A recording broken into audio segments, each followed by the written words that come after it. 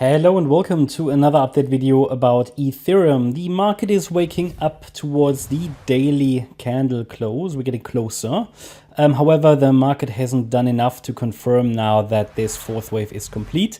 However, what is looking promising is that ETH has reacted to the 38.2 retracement level. And again, the market has reacted positively to the support area for the wave 4. Wave 4 typically shows a rather shallow retracement and oftentimes retraces to the 38.2 retracement. And again, it reacted perfectly here to this level, spot on.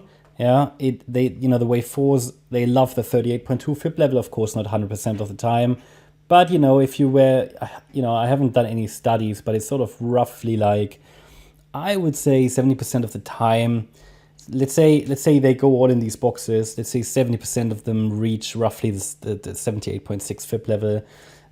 Very few less, yeah, some a little bit more, but it's typically around that ideal target there, the 38.2 fib level. Now, is the wave 4 over? Too early to say, okay? It's just too early to say. This could develop into a more complex corrective pattern. I mean, ideally it's over. Yeah, ideally the wave 4 is over now and we get one more extension higher. Not that we need it, okay? Not that we need it. You know that my perspective is that this move up could be finished.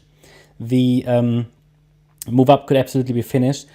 We're basically watching for a first break of micro support, which would be at $2,303. That would be the first initial signal that I would need to, well, at least make sure that you are aware that this wave 1 could have topped. Without even a break of micro support, I will not highlight that wave 1 has topped. It is technically full, so the wave pattern is full. And I have to leave you with that. There isn't anything else that we can do here to say, okay, wave 1 might have finished or not. We need to see that first signal. That's the earliest signal we can get. What I can tell you is that the move down looks extremely corrective. Is that a good thing or a bad thing? Well, that depends on how you're positioned in the market. But corrective means actually that it would rather suggest trend continuation. Okay, well, what I cannot rule out is that we just come down in a larger correction. But certainly this is still pretty bullish price action. Structure looks good. Sentiment is still bullish. For me, sentiment, or let's say the structure, is everything. Because the market structure tells me how the sentiment in the market is like, how the sentiment on the chart is like, and what people think of Ethereum. And the sentiment at the moment, at least, I mean, that can always change, right? You always have to be prepared that a chart changes its mind and that sentiment shifts. But we can really only analyze what we can see right now. And what I can tell you is that it still looks quite favorable in terms of possible trend continuation higher. But as always, we need to see evidence for that, confirmation. And because we had an overshooting wave here, probably an overshooting B wave, yeah. I mean, again, the low could be in. This is a pretty good flat structure.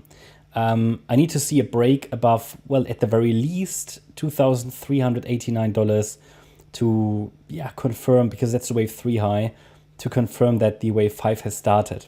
Yeah. I mentioned to you that a sustained break above $2,530 will mean that I probably will not watch for a deeper wave 2 pullback anymore. Because then we have broken, by that time we will have broken above a certain pivot that makes it very likely that we see only shallow pullbacks on the way up. And it can take us to $4,000 quite rapidly next. But looking at the microstructure, I mean, again, this wave 4 might have finished. The reason is a wave 4 usually likes to produce a so-called sideways correction, right? So for example, a flat structure. This here is a nice A wave. Yeah. This here is a nice B wave in 3 waves, an overshooting B wave. And that, to be honest, looks like a C wave, like a diagonal pattern, an ending diagonal, which is a 5-wave move. Here, wave 1, wave 2, wave 3, 4, 5. Yeah. Could also be a WXY structure. Could be that the third is the shortest, then it would have to be a WXY, but that doesn't make any difference. It looks correct if you have overlapping price action. It's probably rather a WXY. Then this would be a WXY, and in the Y wave, another WXY. So very complex, but it's definitely a complete corrective structure. Now, that doesn't mean that the correction is complete, but it means that this ABC structure is complete, which means it can always turn into a larger ABC, yeah, but there is a complete three-wave structure on the chart. And if we now see a break above 2,388, I'd be watching for this fifth wave to unfold. At the same time, we don't need that one more high. It's done enough, and it's basically just in the area where the wave one could top at any time. I always have to highlight that risk. But until I see a break below 2,303, I have no evidence, not even an indication that wave one has topped. And it would then also, if we break below that level, we would then need to see a break below 2,220 to confirm that the wave one has topped. And then I will also be able to probably refine the targets for this wave two. Until then, there is not much more to add, right? The analysis is stays pretty consistent at the moment.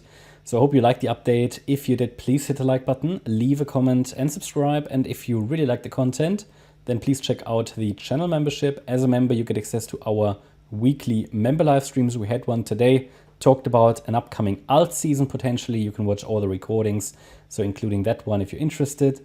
As a member, you also get access to Discord and Telegram. If you're a silver or gold member, there you can find a lot of the chat rooms. You find a lot of educational content. And as a gold member, you get access to our short-term market updates. Thanks a lot for watching. Bye-bye.